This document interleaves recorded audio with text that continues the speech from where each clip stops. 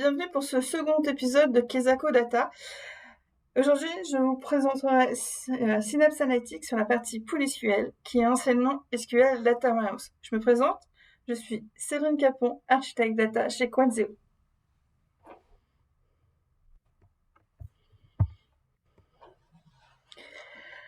Lors du premier épisode, je vous ai présenté le portail Azure, qui est le point d'entrée de tout projet data sur Azure.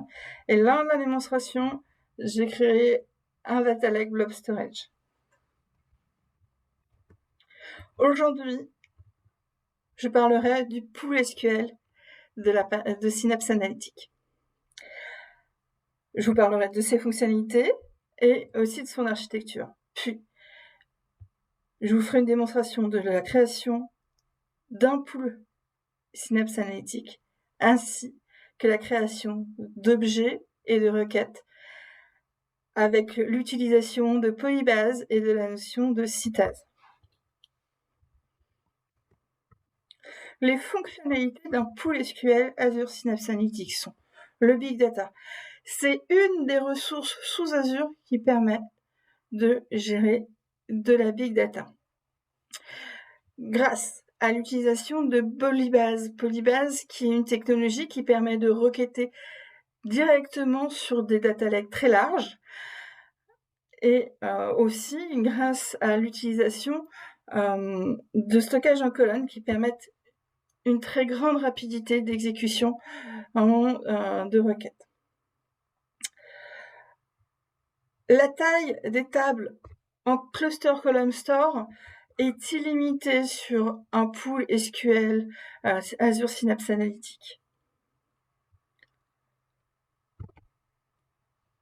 Deuxième fonctionnalité, c'est son architecture qui est dite massivement parallèle ou MPP et qui permet une montée en charge très rapide.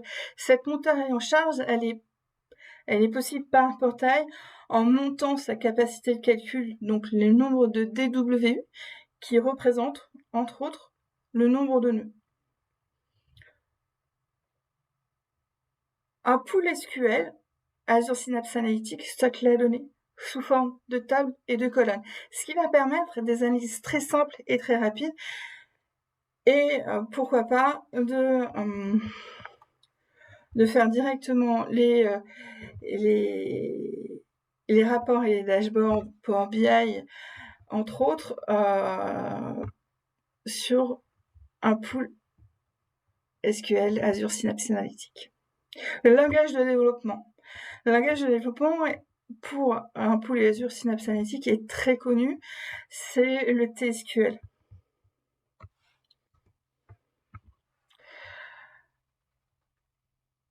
L'architecture massivement parallèle d'un pool SQL Azure Synapse Analytics est basée sur un nœud de contrôle qui, lui, va recevoir les requêtes des utilisateurs ou des applications. Il va les dispatcher via l'engine Massively Parallel Processing au nœud de calcul. Et la donnée est-elle déplacée grâce au système de gestion de données d'IDMS. Donc, vous voyez bien que sur l'architecture, quand vous augmentez le nombre de DWU, automatiquement, ce que fait Azure, c'est qu'il rajoute des nœuds, un ou plusieurs nœuds. On a la main sur la distribution des données grâce à la notion de distribution que les développeurs vont devoir mettre lors de la création des tables. Il existe 3 algorithmes de distribution sur un pool SQL. Le premier est le hachage, qui est conseillé pour des tables qui sont supérieures à 2 gigas. Et il est basé sur des clés de hachage qui sont calculées à partir de valeurs qui sont contenues dans les colonnes à prendre en compte. Les colonnes qui sont à prendre en compte doivent permettre une distribution uniforme des données. Il est conseillé de prendre des colonnes qui interviennent dans des jointures. Il est déconseillé de prendre des colonnes qui interviennent dans la partie where des requêtes. Et il est aussi très déconseillé du coup de prendre des colonnes de type date qui par nature ne sont pas uniformes et rentrent souvent dans la partie filtre where des requêtes. Le deuxième algorithme de distribution est le round robin, qui est une distribution aléatoire, uniforme et non optimisée. Le développeur, quand il choisit une distribution de type round robin, il n'a pas à indiquer des colonnes qui vont servir de clé de hachage. Donc, d'où le côté non optimisé. Le troisième algorithme, c'est la réplication. Il est conseillé d'utiliser cet algorithme de distribution pour des tables inférieures à 2 Go. Il fait ni plus ni moins de la copie entière de toute la table sur tous les nœuds.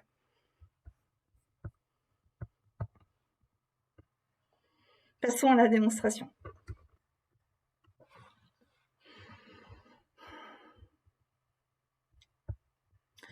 Pour créer un pool SQL Azure Synapse Analytics, il suffit de se mettre sur le ressource groupe où l'on souhaite créer le pool SQL.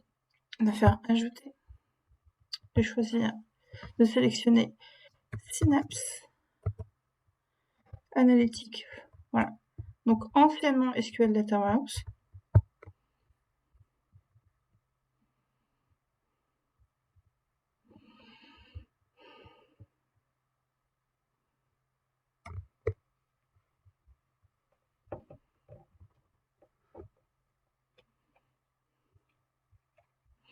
De faire créer,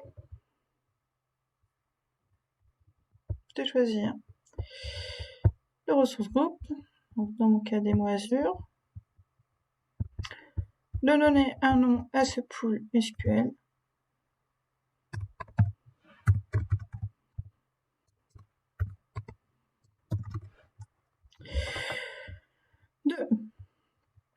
soit sélectionner un serveur SQL qui existe déjà, ou soit d'en créer un nouveau. Moi, je préfère en créer un nouveau. Donc, je vais lui donner un nom, SQL SRV.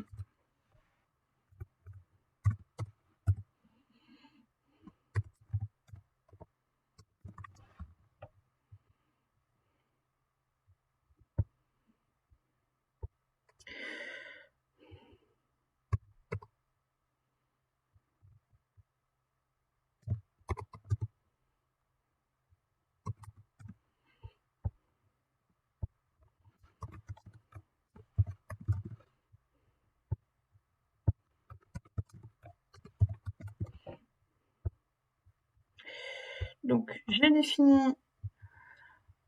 le compte administrateur, donc le compte SA du serveur, son mot de passe. Alors, je vais définir son emplacement, Europe occidentale, et je vais faire OK.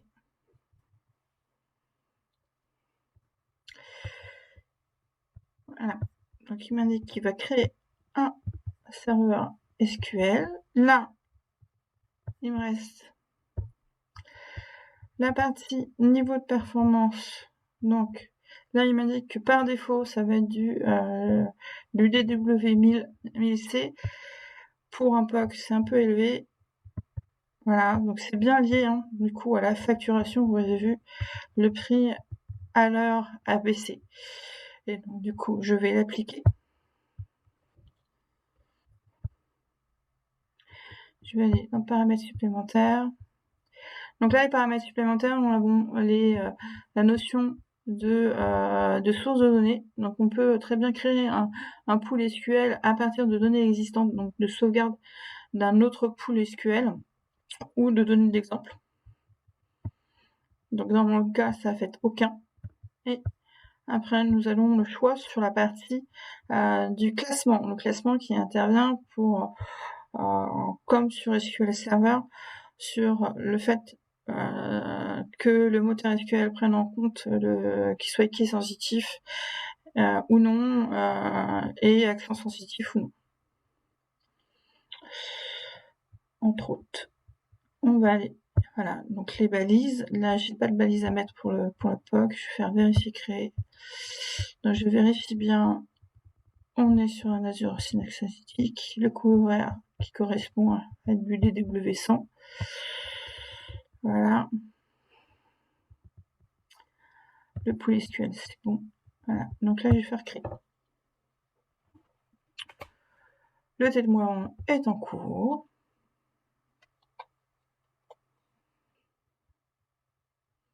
Alors, il m'a indiqué que le serveur a été créé. Il est en train de déployer le pool. Je vais cliquer sur le nom du serveur. Donc là, on arrive sur la page d'administration du serveur SQL dessus, qui va contenir du coup dans la partie base de données le pool SQL Azure Synapse Analytics. Dans cette partie-là, nous avons du GSF d'ensemble, vue d'activité, les contrôles d'accès qui permettent d'indiquer quelles sont les personnes qui peuvent administrer et ou accéder à cette ressource. Alors c'est une partie, puisque du coup il y a une autre partie qui est sur la sécurité au niveau de la base de données par elle-même. Voilà, donc là on va avoir 2 points qui nous intéressent fortement pour le POC, qui vont être la partie pare-feu et réseau virtuel. Donc c'est un élément qui est vraiment à voir lors d'une architecture en production. Là,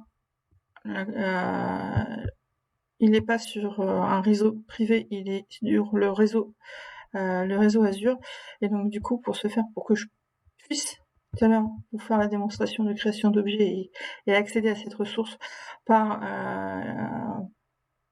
l'éditeur qui est SQL Server Management Studio, il faut que je rajoute mon adresse IP. Donc je rajoute mon adresse IP. Je fais enregistrer. Donc voilà.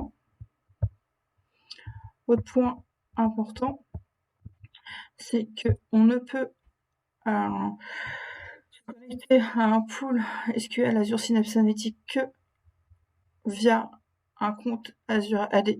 Et donc il est impératif de déclarer sur le serveur SQL Server un compte Active Directory. Donc je fais définir l'administrateur.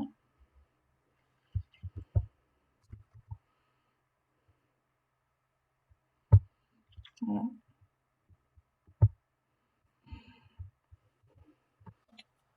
Je fais enregistrer.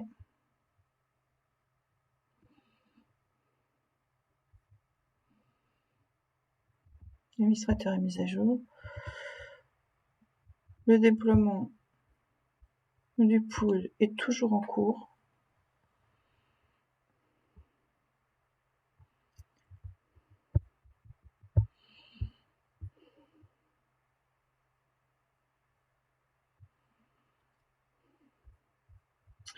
Donc sur la partie Azure SQL Server, nous avons aussi ici la liste des bases de données SQL qui sont associées. Donc on trouvera ici les pools SQL Azure Synapse Analytics et aussi les bases de données SQL Azure DB, entre autres.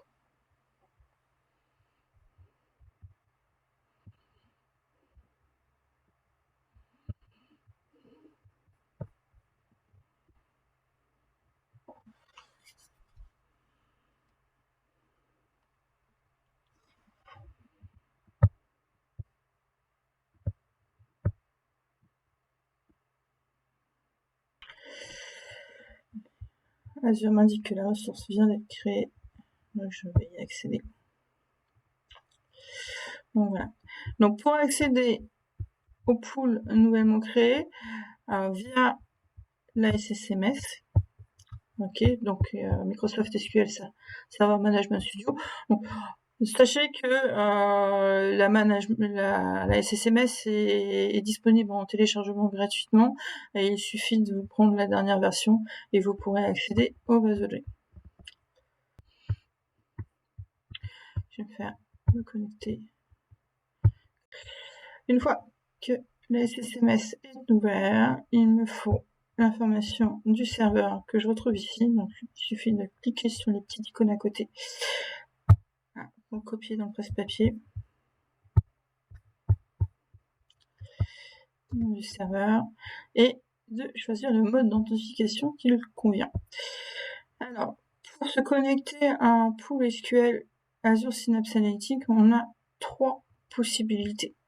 On a la possibilité Azure Active Directory via du MFA ou par le mot de passe quand votre administrateur Azure Active Directory n'a pas activé le MFA, ou la partie intégrée, c'est-à-dire que votre poste, votre PC sur lequel vous travaillez est déjà connu de l'Azure AD, et donc du coup vous pouvez prendre sur la partie intégrée. Moi, je vais prendre la partie MFA. Je vais taper du coup mon login.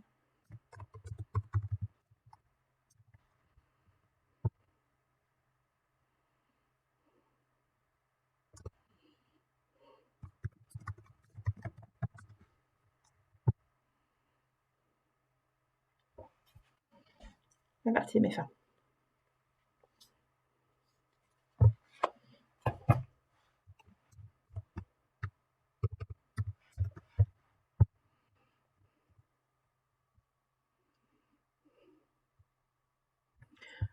Je suis connectée à l'instance SQL, donc SQL Server SRV Demo Azure pour ma part. Et je retrouve en dessous le pool nouvellement créé, donc qui est représenté par un petit logo représentant 4 bases les unes à côté des autres, donc qui représente l'architecture MPP. Et on retrouve nos petits, donc les tables, les vues, à l'instar de ce qu'on pourrait retrouver sur une base SQL Server. Donc, maintenant, passons à la création et à la démonstration de création d'objets, et surtout de la première partie qui est comment faire pour aller requêter des éléments qui vont se retrouver sur un data lake. Donc, lors de la premier épisode, je vous ai montré la création d'un data lake de ce type-là. J'ai poussé des données sur le data lake.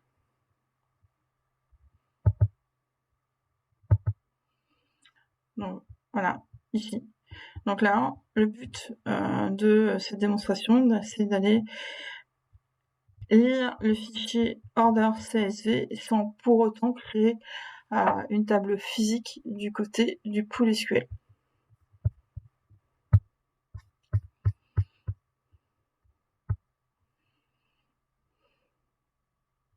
La première des choses que je vais devoir faire, c'est d'aller créer un schéma qui va contenir les tables dématérialisées sur la base.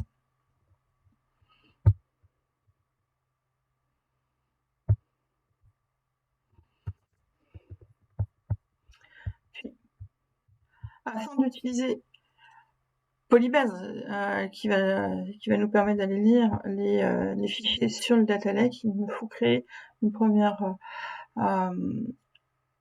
information qui va être la master key, qui va me permettre de crypter les connexions.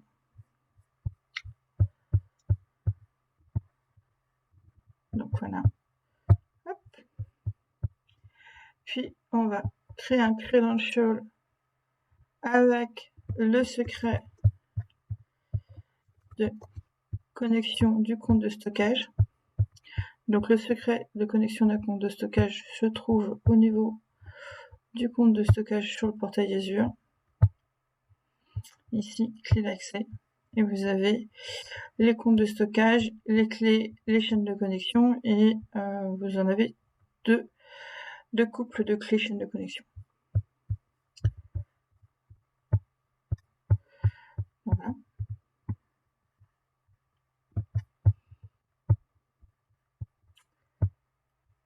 c'est fait. Puis,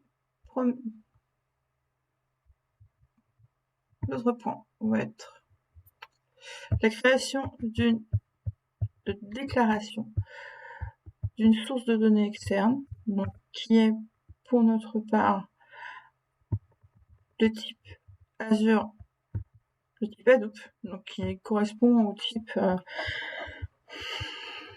d'un data lake blob storage, voilà, qui est basé sur mon blob storage. Je vais exécuter.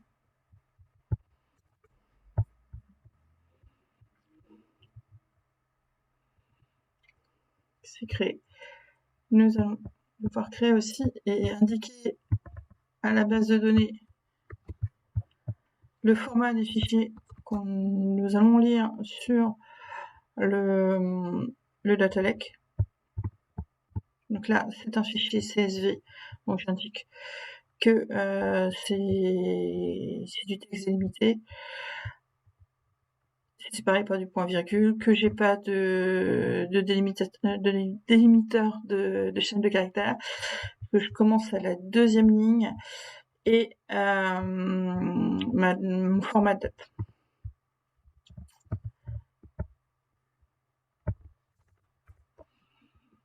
Voilà, ma table est créée, ma table. Mon format de fichier externe est créé. Donc, pour aller voir les ressources externes, on clique ici sur ressources externes, source de données externes, je vois le Northwind que j'ai créé précédemment, et le format de fichier externe qui est ici.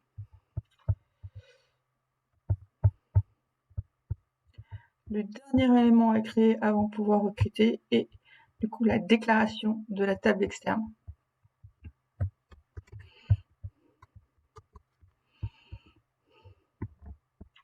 La syntaxe, c'est create external table avec le nom du schéma et le nom de la table qu'on veut créer. La déclaration des champs voilà, qui sont contenus dans le fichier qu'on va lire, avec du coup la déclaration de la location où se trouve, du lieu où se trouve le fichier ou l'ensemble de fichiers, la data source qu'on va utiliser et du coup le format de fichier externe que l'on va utiliser. À exécuter.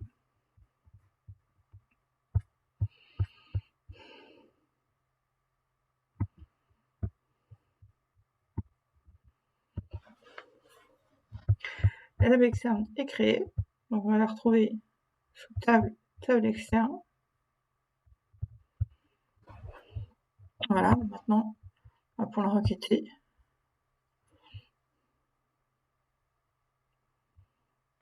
Select 1000 directement le nom de la table.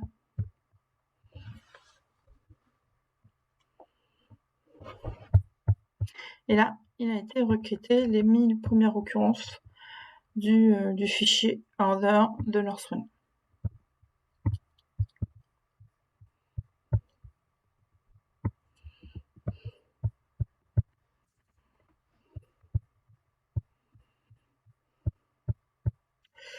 Passons maintenant à la création de tables sous un pool SQL Azure Synapse Analytics et pour des données qui ne sont pas dans le data lake ou qu'on souhaite vraiment garder et stocker dans la partie structurée en table du pool.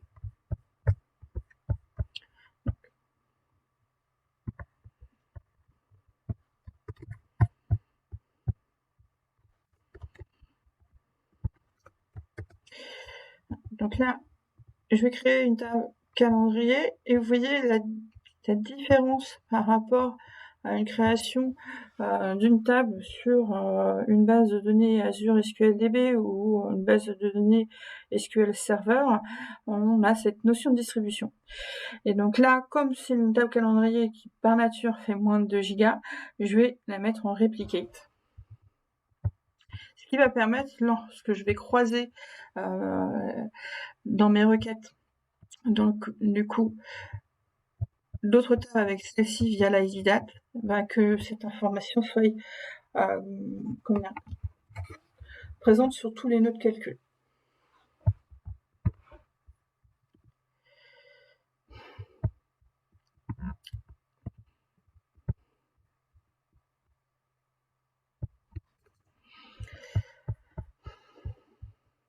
Voilà, donc là j'ai créé la table. Ici, on va aller voir un petit peu comment elle se présente. Voilà. Donc là, on voit que c'est une table avec une distribution répliquée, parce que simplement le petit logo qui est au regard du nom de la table représente deux tables l'une sur l'autre, ce qui représente une table de type répliqué.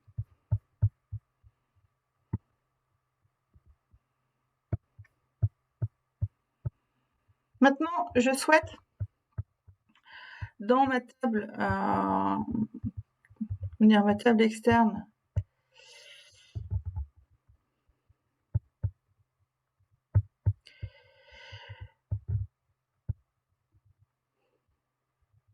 SCG Order, j'ai des colonnes qui sont liées à l'adresse, et je souhaite du coup en faire une table à part et stocker cette table-là dans le pool SQL.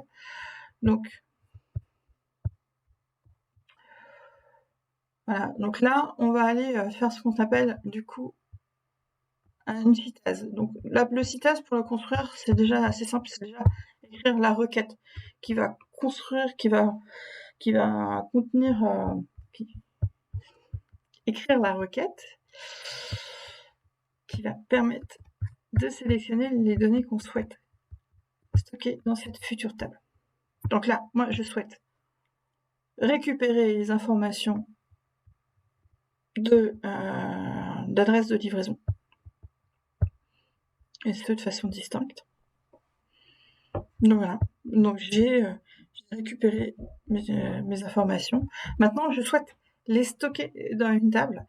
Et donc là, on a sur un pool Azure Synapse Analytics une notion qui est intéressante qui s'appelle le CITAS.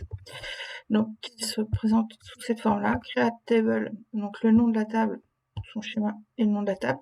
With, je reviendrai après, donc le cluster column store et la distribution, et as la requête. Donc là, cluster column store, ce qui va me permettre de dire que la table elle est stockée sous forme, elle est stockée en colonne, et ce qui va permettre de requêter très très rapidement sur cette requête. Voilà, donc l'autre algorithme de distribution qui est intéressant, c'est la distribution de type H. Là, pour colonne, j'ai pris le ship name parce que c'est la colonne qui va me servir à terme de clé de jointure avec la table order.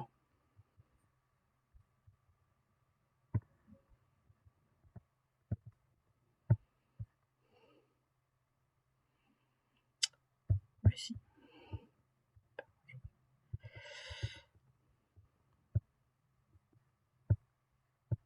Donc, voilà, la table est créée. On voit que le logo représente une table qui est scindée en deux dans la hauteur.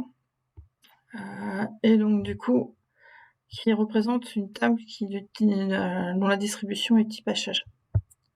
Si je vais sur les colonnes, on va retrouver la colonne qui sert là où les colonnes qui servent à la distribution. Donc là, c'est ship name.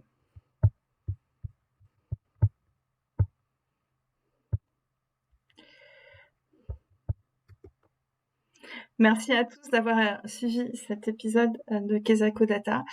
Lors des prochains épisodes, je vous parlerai d'Azure Data Factory, d'Azure SQL DB, aussi de l'infra as code et d'intégration continue, de déploiement continu pour la data et les Databricks. Merci de vous abonner à notre chaîne YouTube et si vous avez des questions ou besoin de ressources autour de la data sur Azure, merci de nous contacter via contact@granzeo.com.